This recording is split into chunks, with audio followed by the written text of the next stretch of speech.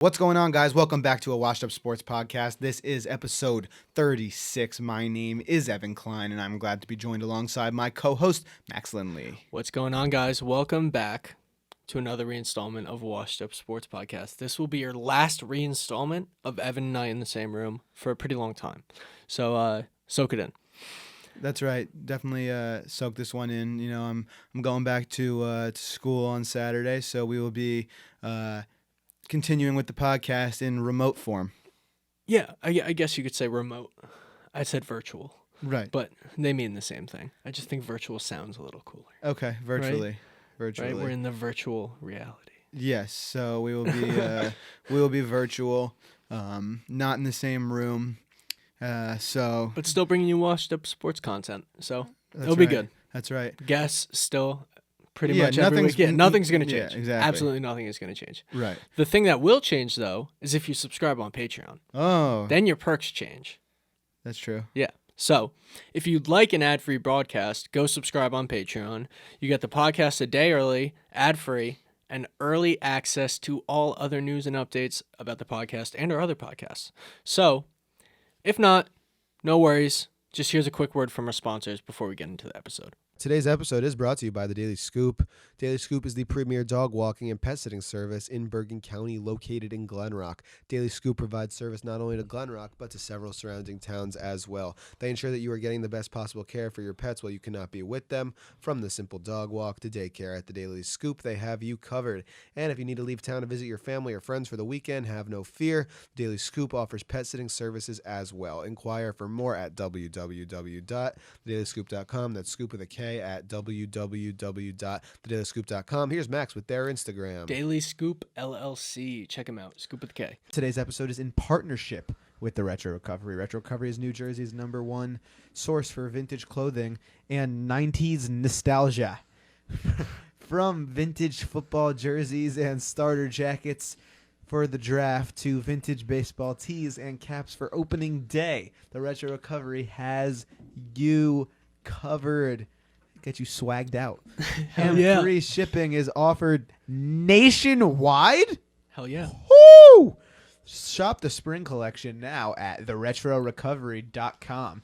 And if you want to save a buck, use code WASHEDUP, that's WASHEDUP,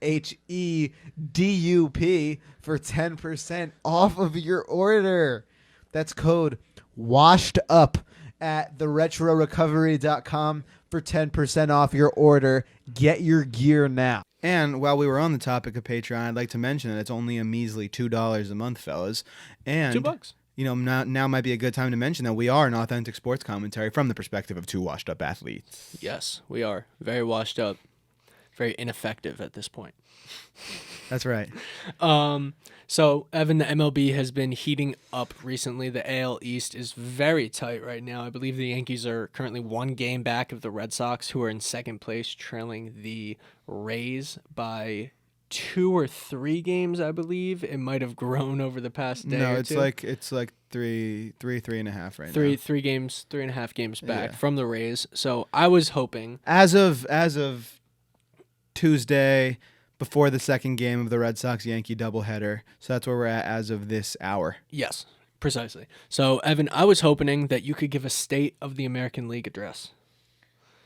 Sure, I could do that.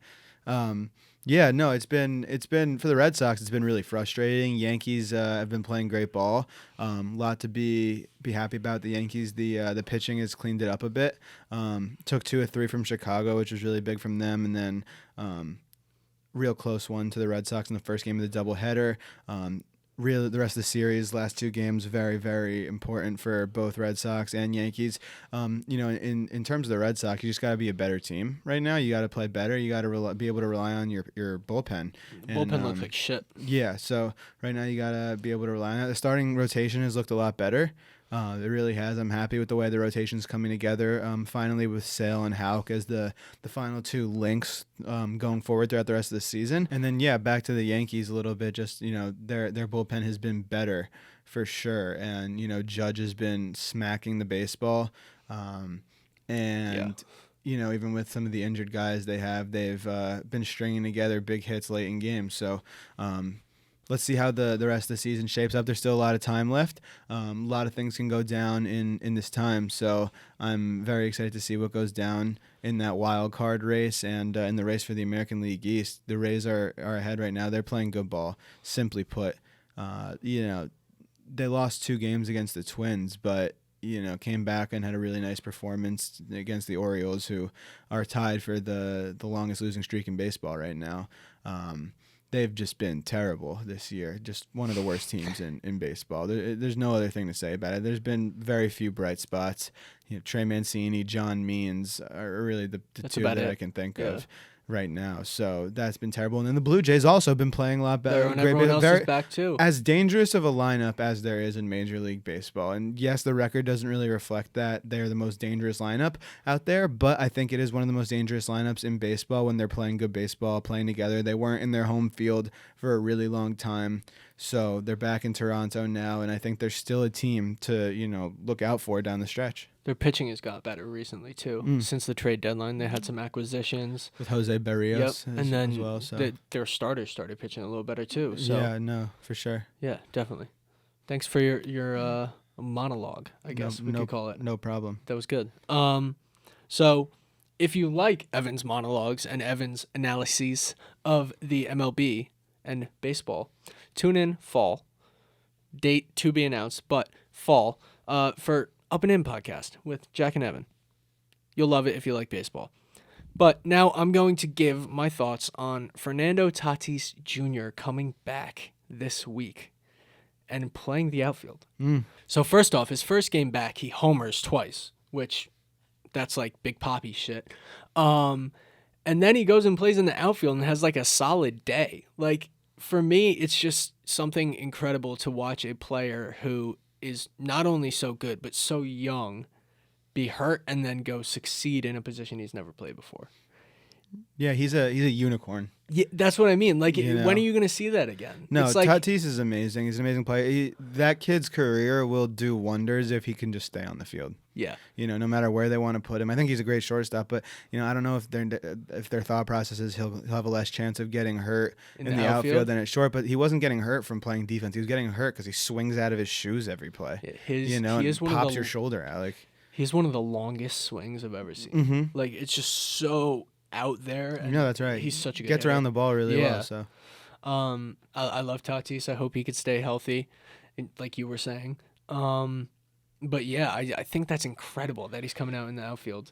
Yeah, excels right away, and then they're actually debating keeping him there. You know what I mean? Like, right. when does that ever happen where a non-utility player moves positions? I guess the only one I could think of is like A-Rod. Like, they moved him to third, but that was like when they signed him. It's third and shorter, more Very similar than short and outfield. Exactly. No, yeah. Continuing on the Padres a little bit, they got no hit recently. They've seen their share of struggles. Still a very high-powered offense, but it's really been the pitching, the starting pitching. They've seen a lot of injuries with Darvish going down, Paddock going down. It's they've got to get it together. They just signed Arrieta, but he got released from the Cubs. ERA has been at like 6. And, as I listened to Jim Duquette this morning, and he said, this isn't your father's Jake Arrieta. Yeah, no. So is that going to be the case where he's going to come to the rescue for the rotation there? No. You're going to need Blake Snell to continue being good because he's picked it up a little bit, but you need Blake Snell to pick that up. And Joe Musgrove's been really good, but you need that rotation to come together because right now you're only a game and a half ahead in the wild card from the Reds, who are playing great baseball. Reds are red hot. Yeah, and they're knocking on the door right behind you. So if you're the Padres, there's room for concern because you're not winning the AL West. So this wild card is obviously your only shot, and Joey Votto, who's making like an MVP conversation for himself with his 2000th hit last night. It's unbelievable what he's doing. Winker's been great all season. Little stint on the IL coming up, but he'll be all right. Castellanos back. Jonathan India, almost a rookie of the year type performance. He's definitely a runner in that race. So I'm very high on the Reds right now. Yeah. Sorry for that, just like spew, but like I'm very high on the Reds. Yeah, no, absolutely. Joey Votto's having an incredible year, and I just love watching his like interviews after the game. He's just such a wholesome person. Yeah, I love Joey Votto, and it's awesome because people thought Joey Votto was done at a time. Yeah, he's not done yet. Not done, clearly. Not done yet. Clearly, so. Yeah, so I think that's where we're at for baseball right now, or the time we can afford to it. Yes. I could go on for days. Yeah. So, UFC is back this weekend. Yes. I'm sure you're excited. Oh, I'm pumped for the fight night this weekend. The whole card doesn't do much for me, but is that weird to say? No. Yeah, the whole card doesn't do much for me, but I'm really excited for the main event, which is Kelvin Gastelum, the underdog, against Jared Cannonier, and I'm really excited for it. I like Gastelum as a dog here, I really do. He always gives a tough fight. That's his thing with me. I love Gastelum because he always gives a tough fight, and that's why from a betting standpoint, as an underdog, I think I would like to take Kelvin Gastelum. Cannonier though is coming in great shape. He's had a really great career. Looked really good except for the Whitaker fight. But Bobby Knuckles is, he's a tough customer for anybody. So I don't really hold that against Cannonier. I think it's going to be a great fight down to the wire. But I like Gastelum by decision. That's my pick, underdog pick for this fight night coming up. Yeah, so that's what I'm pumped for this week, Max, and it should be a good one.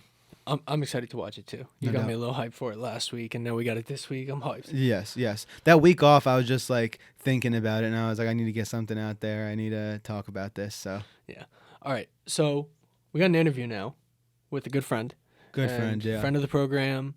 Was an awesome interview. That's Likes right. to stand in front of 100-mile-per-hour lacrosse shots. That's Little insane. But great interview, great person. Colin Consoli came in to the studio. That's right. Fairfield men's lacrosse goalie. Yeah, I should have led with that. Goaltender. I should have led with that, but he came into the studio, chopped it up with us. It was a great interview, so we're going to get to that right now.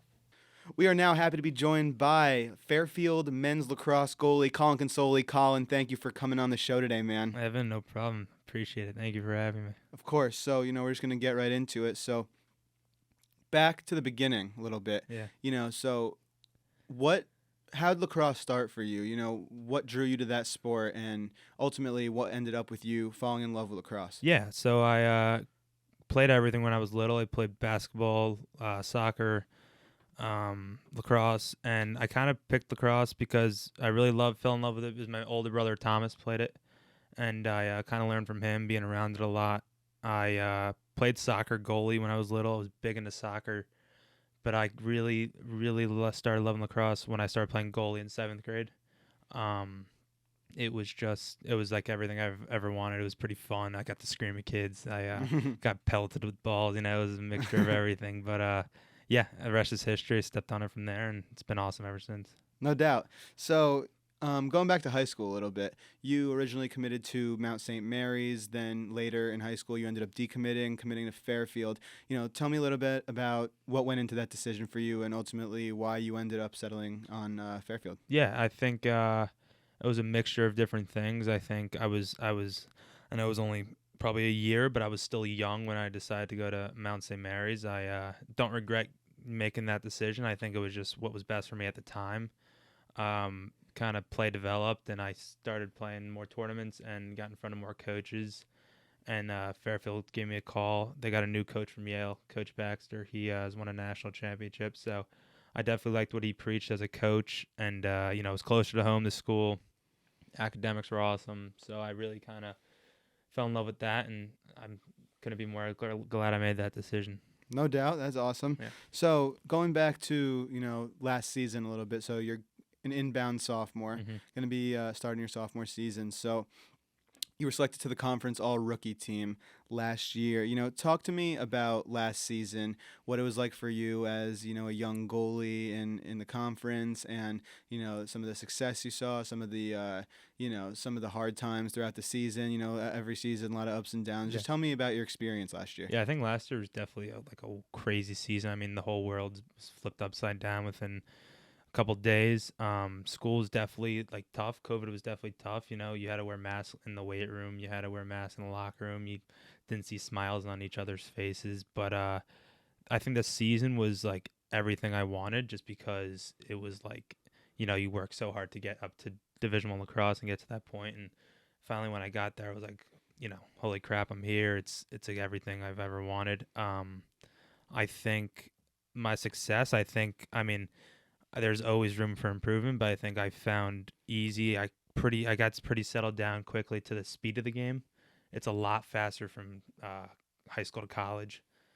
Everyone's bigger, faster, stronger, and no one cares if you get hit in the arm, if you get pushed over. Like, they're just blowing through you like it's the next man mentality. And I think that was definitely the biggest thing to me, was the speed of the game. But I was lucky to figure it out quickly and get used to it, and I adjusted to it pretty well. And yeah, I think that's probably where my success really came from.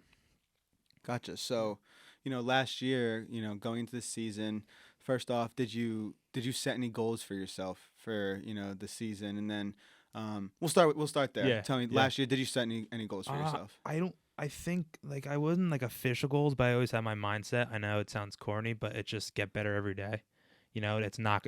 I knew it wasn't going to be an easy road. I knew it was going to be something that I really had to work out every day, and that was my goal, is just like, take it as it comes. There's going to be bumps in the road. There's going to be, people are going to say stuff. People are going to, not trust you, not do this. But I think it was just trust yourself and just get better every day.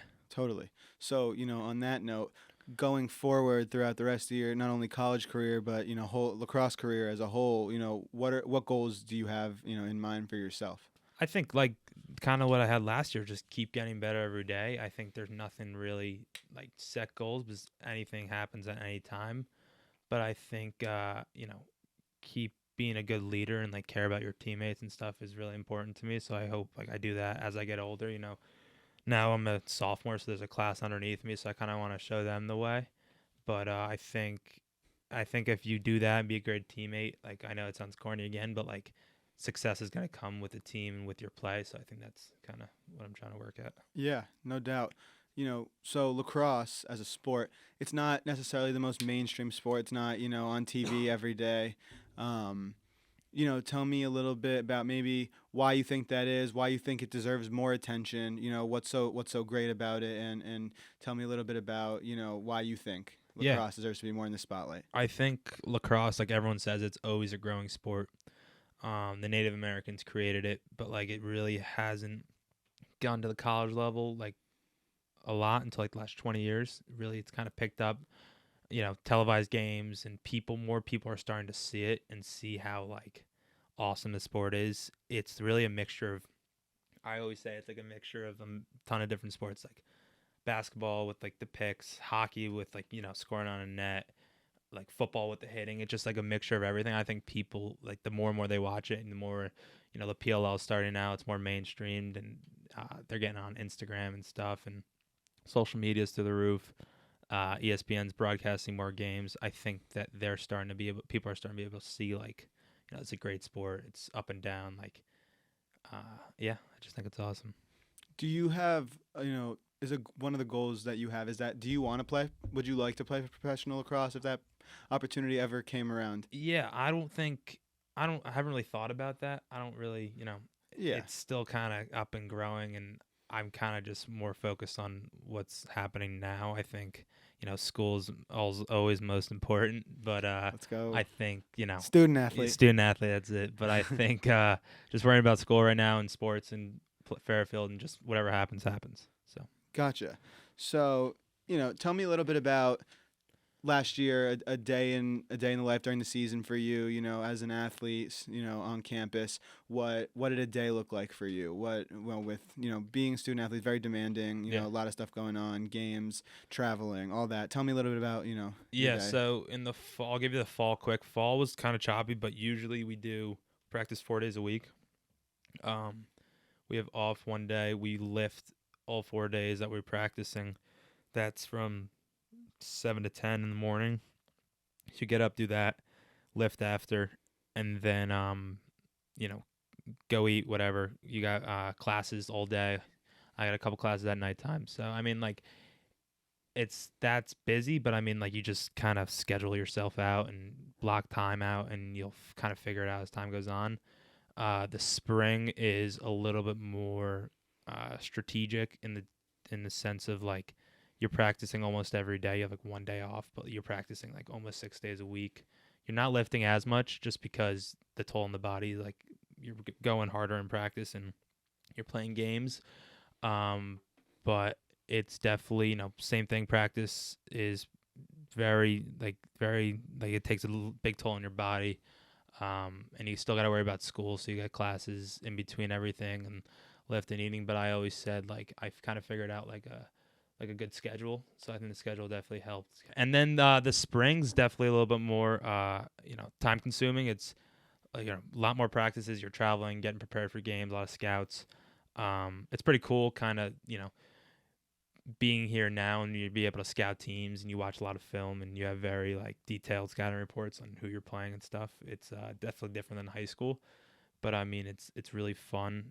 Traveling is awesome. We didn't travel as much on hotels this past year just because of COVID, but we did twice, I think, and it was pretty cool because we got to you hop on the bus and everyone's wearing the same jumpsuits and you get fed and you have team dinners and you're with like your teammates and it's awesome. It's just fun stuff. It's what you're there for. Yeah, absolutely. Yeah. So kind of going back to last season, what, the games and stuff like that, tell me a little bit about how last season, how you felt about it and, where the team can make a jump coming at this year. Obviously, as a freshman goalie, a lot of people from freshman to sophomore year, you see a jump for sure once you're, familiar with everything. We talked a little bit about it before, but tell me a little bit about, maybe some of the teams you played, what you saw, and like where you think this team can go, and what you want out of this team. Yeah, I think. Our record didn't really show how good we were last year. We lost a lot of tight games. We had some leads, but I think that's because we had a lot of young guys on the field.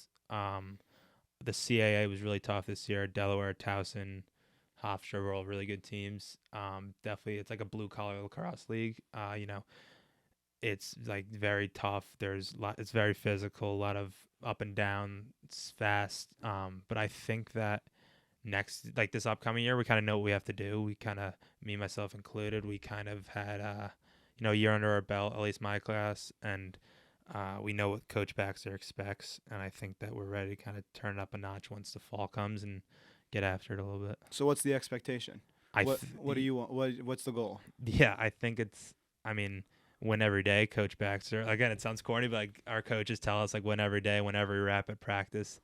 And the goal is to go win a conference championship and then take it from there. Awesome. Yeah. Love it. So, going back a little bit to, we were talking a little bit before, but, as a goalie in lacrosse, there's a lot of, you're taking a lot of hits. You're all this with, getting shit fired at you. Yeah. So, a lot of injuries possible, all that stuff. Tell me about how you like take care of yourself with training and, all that type of stuff, like medical staff at Fairfield. Like, tell me a little bit about the stuff that you do to, keep yourself in good shape and like stuff like that. Yeah, it's like, so we got a pretty sweet weight room, just like going back to that. And that's like, I'm always in like decent shape to like go play a game and stuff. So like, I'm never like tired or anything on the field, but like you said, like these kids like stepped it up a little bit, like in college, and these kids are shooting like 90 to 100 miles an hour, like consistently. That's what I'm saying. That's kind of like, obviously, like you're used to it, but that's kind of scary. Yeah, it's just like if you make it scary, it is scary. Does that make sense? Like if you're like, oh, he's gonna shoot 100 miles an hour, then like you're probably gonna get nailed with the ball. But if you're just like, oh, it's a third grader shooting on me, like I'm gonna make this save. It's just it's all a mindset. Right. So like, and like, right. Okay. Yeah, like I got nailed a couple times. Like my thumbs, like I got like a bunch of bruises on my thumbs. I had one game where this kid shot it on me and I like kind of jumped up and he like nailed me in the stomach, and I was like didn't really think anything about it, and I woke up the next morning and I had like a bruise like on my stomach, like probably the size of a fist. Dude, lacrosse balls are so painful. Like you obviously can't have padding everywhere. Do you ever just get like absolutely just like blasted in the wrong spot, just like but the like shin or like something like badly gets under the pad or something? Like Yeah. I feel like that's so bad. I've always thought about that. I was like, I could never do that. it's like it's more like adrenaline, like you don't really feel it when you're playing, but yeah, Okay. I've definitely gotten hit a couple times, but Okay.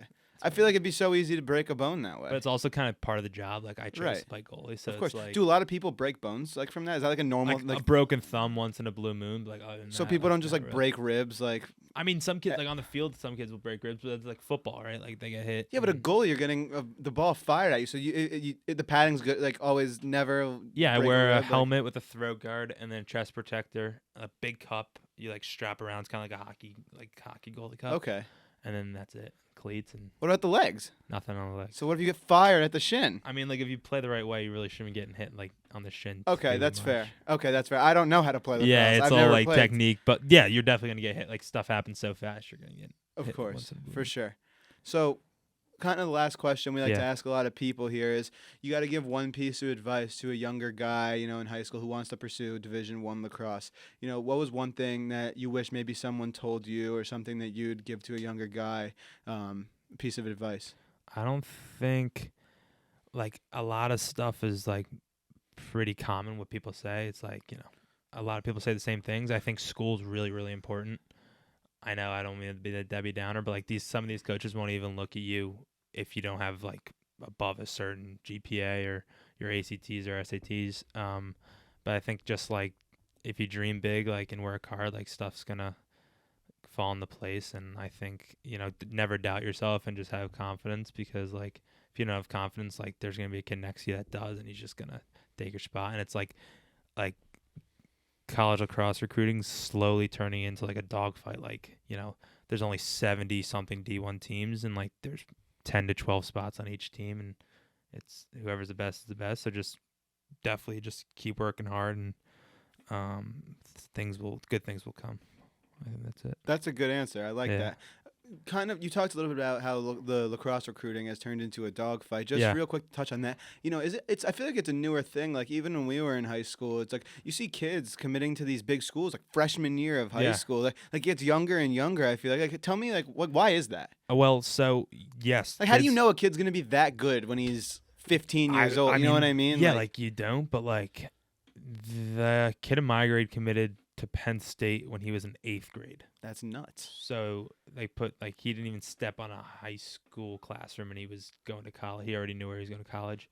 But a couple years ago, right before I was my sophomore year, they changed it to a coach can't offer you or talk to you until September 1st of your junior year. Oh. So that fall. So I couldn't get talked to by coaches until September 1st of my junior year. Which kind of helps the cause of early recruitment, and right. It's smart. It's probably around the right age where people kind of start to be able to That's such a big decision to make. You're not for mature yourself, enough in to make 8th for grade to yourself. go make that decision. 100%. But I think it's definitely helped big time. But once September 1st hits, it's slowly starting to turn like a dogfight. Like everyone's like going for the best, going for who they want in such a short amount of time. So it's like you got to be ready for it, but you got to just keep making like good decisions, and you got to know what you want in this school. And right. Yeah. So like, are people September 1st? Then are people committing by September 2nd? Some kids, yeah. Wow. Some kids. That's Like, crazy. Some kids, I'm pretty sure. I think Right. like there was one or That's two nuts. kids in my grade that did, but like again, like you want to go see the school, you want to talk to the coaches Yeah. and stuff. Hell yeah. Yeah. That's crazy. Yeah. No, yeah, recruiting gets crazy. I always find that shit crazy. Yeah, I mean like How crazy basketball and it is. football recruiting are like different, but at the same time similar. It's all Right. Right. Last thing I kind of want to ask, because I like to ask a lot of the college athletes Yeah. this question. Obviously, you can now market yourself with the any NCAA athlete can. Is there anything personally that you would like to do, maybe run a camp yourself or something Yeah. like that? Is there any thing that you maybe want to do with that or? I don't think it's anything specific I want to do with it. I think I think it's a cool idea. I think it's awesome that you can make money off of yourself as an athlete. I know I have Roback, the clothing brand. I reached out to them, and they gave me a code and said you can use this and get free stuff off of it. But Dude, I mean, take what you can get. Exactly, dude. Yeah. That's what I'm saying. If you can do that, if you can use your thing to get free shit, Yeah, or 100%. run a camp and make a few $100 or something like that, why not? Yeah, right? I think That's why I feel like it's worth asking. Yeah, I for think sure. it's- No matter who you are, 100%. I think it's the type of thing where people will slowly start to once more people kind of figure out what they can and can't do. They'll definitely in the next couple of years they'll pick up. I mean, I saw some kids some basketball kids sign a multi-million-dollar contract with a technology company. These people want, if you have a big following on social media, they want your name and their brand out there, which is Yeah. Pretty cool. Yeah, no doubt. There's some like kids from like Alabama football. We're making like millions of I know. dollars already. It's insane. It's wild. You know. It's wild. But anyways, Colin, it's been a pleasure having you on. Really appreciate the time. Really appreciate getting to catch up with you. So thank you so much for coming on, No man. problem, guys. pleasure. Thank you for having me. I appreciate it. Of course, Colin Consoli, everyone. Welcome back from that interview with Colin Consoli. Really, really good time. Shouts to Colin. Appreciate you. And thanks for coming on. Had a really good time. Yeah, I'd just like to say something. Playing goalie in like lacrosse, in college lacrosse, it's like just like willingly going and standing in front of a Garrett Cole fastball. With pads. But like we were talking, like on your legs, you don't have pads. Yeah, but he said if you're your getting hit technique in your is knees, good, you're you doing should- it wrong. Your yeah. shins and knees, you're doing it wrong. right. So Yeah. But like still, dude, like no, it's not easy. oh my god, that would just scare the fuck out of me. Yeah, Like, no, not easy. and it's probably harder to read than a pitcher's arm slot because you're using like this stick that moves so much faster. Right. I guess you can compare it like that, but like at the end of the day, if you're getting hit in like the torso, it definitely probably doesn't hurt. Comparatively. Yeah. To a fastball, the baseball, which is harder than a lacrosse ball. Lacrosse ball is no joke, but I don't know about that. no, baseball is rock solid. More. But the pad aspect is the whole thing. And from my point of view, the pad aspect is the. But the pads are minimal. I would not say that. I would say they're substantial. Okay, compared to hockey, minimal. There's like a whole like jacket that they wear. They wear a garter belt over his cup, and then he said he has a rib cage, and then the shoulder pads. Have you And seen then what the? elbow Have you pads. Yes, seen I've what the? seen- It's like Dude, I literally edited the picture of him today. I know what he looks like on the field. yeah, I feel like it's like. I saw his equipment. Look, In my opinion, it's decently substantial. look. That doesn't look padded at all. That's your Even if it that's is padded. that's No. your opinion, and you're entitled to. No, it. but I'm coming from hockey where like you're wearing a chest protector that's this wide, like up here. Your pads are so thick. Think about how much a goalie wears compared to a catcher, compared to a lacrosse goalie. I think Yeah. a lacrosse goalie is wearing the least amount of I padding. don't consider the catcher to be in the conversation, considering a catcher isn't just like sitting there, just like taking shots. Like No, but they're blocking the ball. for yeah, sure. but they're not just like getting nailed straight on by the pitch. No, absolutely. I get what you're saying You there. know. I was just more saying for the amount of equipment that they wear. Fair.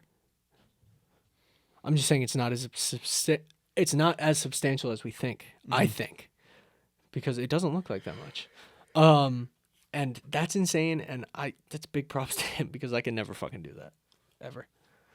But that was a really cool interview.